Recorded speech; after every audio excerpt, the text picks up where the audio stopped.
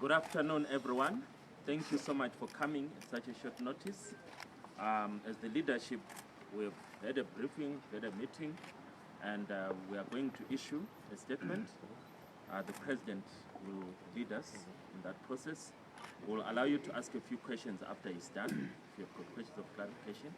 But he's going to explain our position on the way forward.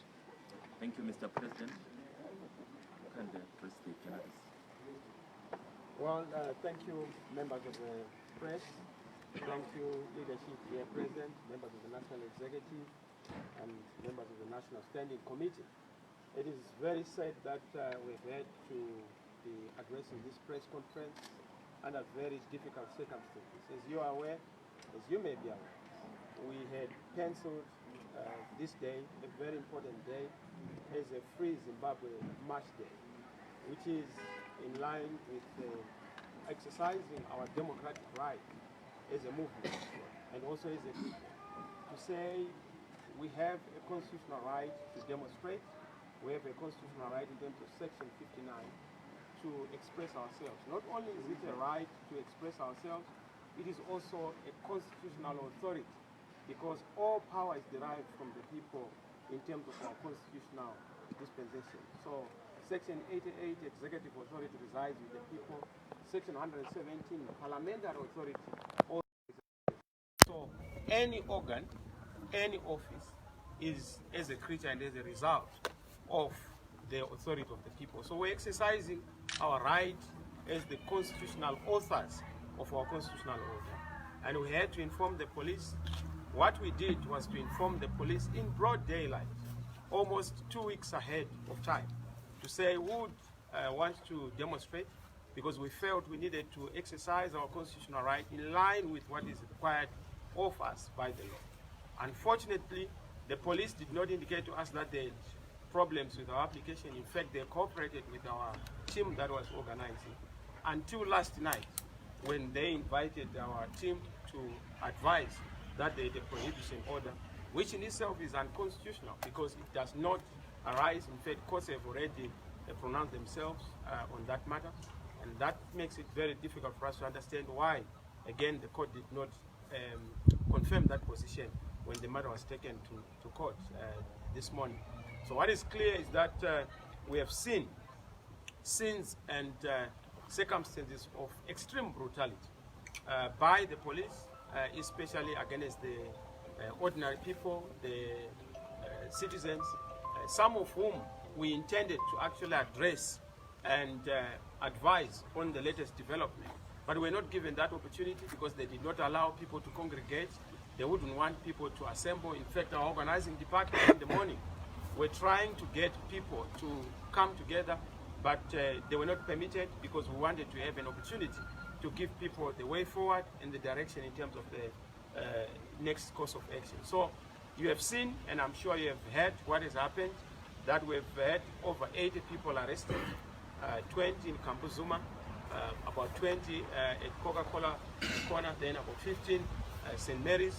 We also had about 20 from Norton, but the number is still increasing because we are recording the information as it is coming. We've also received reports of some 7 serious assaults, particularly on account of brutality of the police, especially in the city center. We also heard of journalists who was assaulted, journalists who were also abused on account of the tear gas. I'm sure you bear testimony to that. Of those cases that were recorded, one of them is very severe. A woman whose circumstances we are not very clear about because she was severely assaulted, and we don't know if she's still okay because she was taken by the police through Red Cross, and we see her to ascertain her condition. We've also received cases of abductions since Tuesday. In fact, 10 of them were recorded on Tuesday, 4 on Wednesday, then 4 last night, making it a total of about 18. That tells you the magnitude of the challenges that we are facing, particularly when one looks at the police brutality. So that is the situation. Because the police banned our demonstration, what is clear is that it's turning out that the regime in Harare is far worse than the Mugabe regime. One would be persuaded to think that Mugabe is back, but you then realize that this is not Mugabe even at his best. Mugabe has become a toddler when it comes to the kind of brutality that we are seeing. This, in terms of just the magnitude of abuse and heavy-handedness, tells you that it's a big problem. In fact, we have seen that the police had new vehicles, they had new uniforms, they had new equipment, meaning to say that they have money to buy uniforms for police to brutalize people, but they don't have money to get us out of the electricity blackout. People spend hours in darkness. People spend hours in queues for basic commodities like bread, but you would find that the police, in their own actions, are showing that they are not consistent with the situation that Zimbabweans are going through. I would want to say that I think it's clear to all of us that Zimbabwe is not open for democracy. Zimbabwe is not open for justice. Zimbabwe is not open for constitutionalism and rule of law. And more importantly, Zimbabwe is not open for business.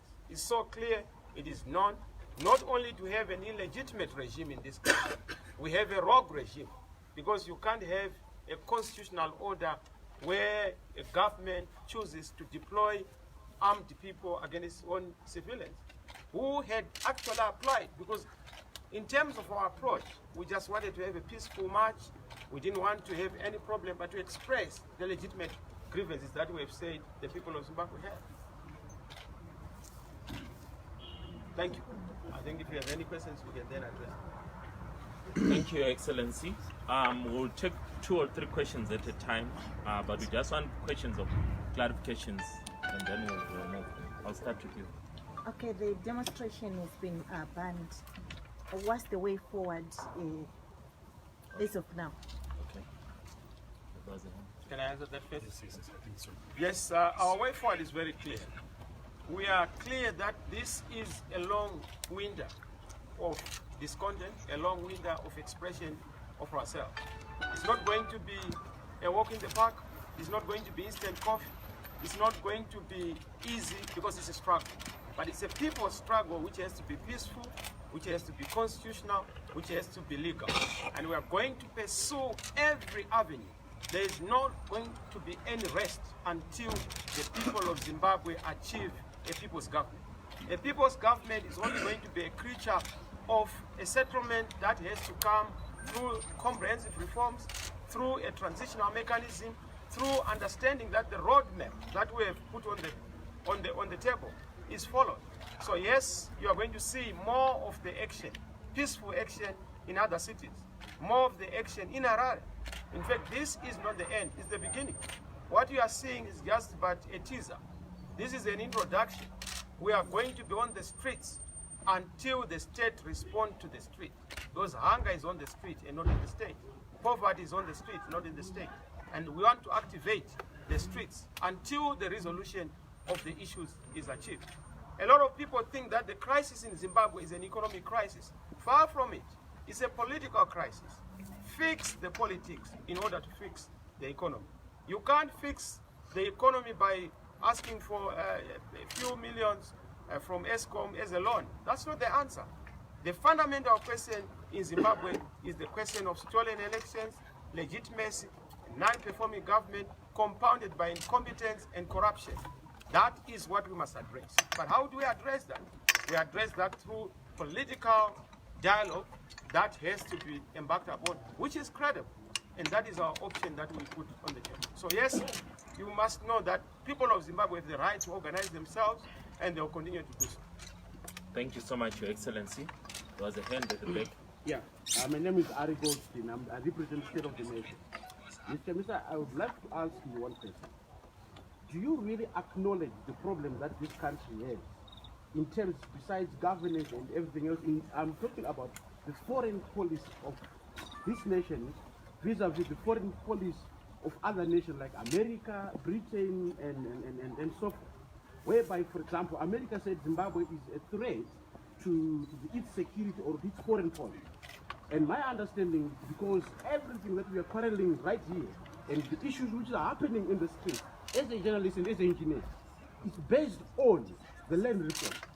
Do you acknowledge that the land reform is the right thing that the government did? Well, I must answer you. Perhaps you have been too ideological, but I'll try to address your ideological issues. As far as we are concerned, we feel that the crisis in Zimbabwe is a crisis of governance. When you have a government that sets its police against citizens, that's a crisis. When you have a government that cannot understand that its citizens have the right to demonstrate, that's a crisis.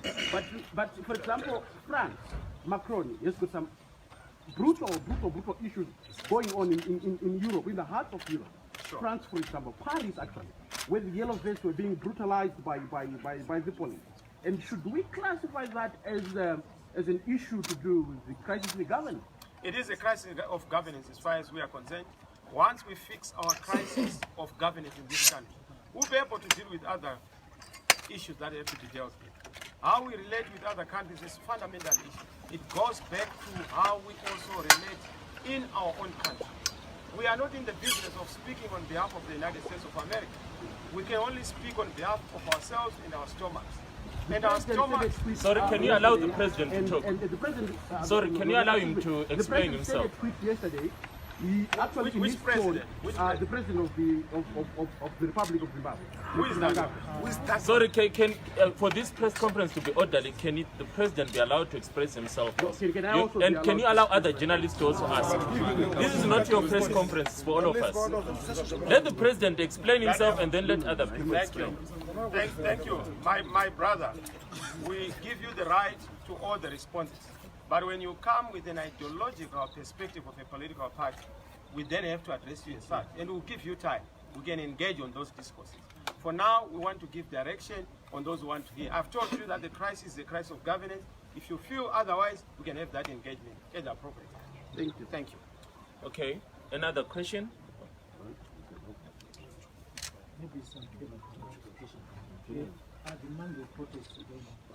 Well, the protests are going on. We have notified the police. You know, we are not a Nicodemus organization. We are not an underground movement. We are a constitutional organ. The party that won the elections on July the 31st. So we do our things in a constitutional manner. That's why we don't play hide and seek. We advise the police in broad daylight, but they chose to respond to us at midnight. Just like we had participated in elections broad daylight, but they announced the elections at midnight. So we now understand that there is bad faith on the part of government, on the part of Mr. Mnangagwa. Whenever we do things according to the law, they obviously do not treat us as such. That's why we must review our strategy. And that's why today we didn't want to risk people's lives by continuing to be confrontational. Because if we had chosen to be confrontational, there would be blood in the streets. But we don't want to walk on dead bodies to the resolution of our crisis. We can resolve our crisis through peace, and that is what we pursue. We are not anarchists, we are not blood mongers like our colleague. So we don't want any life to be lost. And that's not stupidity. Thank you, Excellency. Just one or two more questions. I'll take this one and this one. I just want to understand, in light of the court ruling, what is the next step? We have multiple million steps to take. You know that throughout history, a people determined to liberate themselves cannot be defeated. So we are very clear in terms of the direction that we are taking. We are very clear in terms of the next course of action. We will continue to mobilize. But what you are going to see is a mutation of our strategy. Because when we are facing a confrontational regime, we must also use tactics that are going to be above them. They can't be above the people. They can't defeat the people. Smith tried it and was defeated. Mugabe tried it and was defeated. Mnangagwa is trying it, he will be defeated. Thank you, Excellency. Last question. Okay, my name is Fanny Mafumo from Z Morning Post. I want to ask the position that the party is going to take, given that the people that were beaten today are helpless Zimbabweans who don't afford any legal fees, who don't afford medical bills. I'm one of the people who were beaten today. Sure. I'm the victim of police brutality. I'm sorry, Fanny, I was told that you were beaten up, you were assaulted as a journalist. But I want to, on behalf of the people of Zimbabwe who are poor, who don't afford medical bills, what is the party going to do about it? Thank you very much, Fanny. I mean, I must also debunk this myth. It's very misbegotten and misplaced. The struggle is not a party struggle. The struggle is a people's struggle. It is the people of Zimbabwe who are ultimately the donors and sponsors of this struggle. A lot of people want to lie this struggle is sponsored by America, by Europe. The sponsors of this struggle are empty stomachs. Our people are moved by their own stomachs and their consciences because we must do something for our country to make sure that we are democratic, to make sure that we are progressive, to make sure that we are prosperous. So this whole thing of thinking that the party is an independent institution, we are not. The party is a vehicle of the people. So you can't talk of the party without the people or the people without the party. The people are going to manifest their expressions through this organization because it's a people's party. So don't worry about what you are going to do. As a people with mechanisms of self-financing, of making sure that we deal with such issues, medically, legally, we will always find ways of doing that. We've done it before. During the liberation struggle, it was done. Our democratic struggle, we've always funded our struggle. So forget about this myth of outsiders or foreigners inciting us to do things. I don't want anybody to incite me to know that there's a blackout of electricity, that I've had 18 hours of darkness. Why do I need an American to come and tell me that there's a queue of fuel? I'm not that stupid. Do you want citizens to be told that there is no fuel by Americans? These are problems we have. Do we need Americans to tell us that elections have been stolen? We voted, it's not Americans who voted. So don't try to outsource the problem of Zimbabwe. It is our problem as a people. We must resolve it face to face. Mnangagwa, be serious about the people. You did not win the election. Respect the people. Listen to the one who was, voted for by the people. Then we can move together. This whole thing of moving around and saying there's global re-engagement. If you can't re-engage the winners of the election, you will not go anywhere. And that's what we have said. He must be sober. Let him sober up and listen to the people. Because no dictator will ever win against the people. He will not be the first one, and definitely is not going to make history. Thank you, Your Excellency. Thank you so much for coming. In terms of the way forward, as you have heard, we'll continue to brief you, but we are continuing. We are not shutting down, we are continuing. So we are not backing down. In fact, I must say, we had planned for demonstrations today, but we want to thank the police for giving us a stairway. We didn't want a stairway. They did very well, and we must really thank them, at least for once. They went out of their way to shut down. We didn't want a shutdown. We wanted a demonstration, then we moved to the next stage. Our struggle is very clear. We know our objective. Don't worry. A lot of people think that is instant coffee, it must be a walk in the park. No, we are very clear of the objective. A people's government that is legitimate. That is the end game. We want to resolve the crisis of legitimacy, but we also want a government that responds to the grievances of the people. That will come as a result of this protracted, incessant, persistent, peaceful action by the people of Zimbabwe. Because nobody can ever defeat the people in an idea whose time is come. Thank you so much, Your Excellency. God bless you. Thank you so much. Can you just clear up a little bit so that the listeners can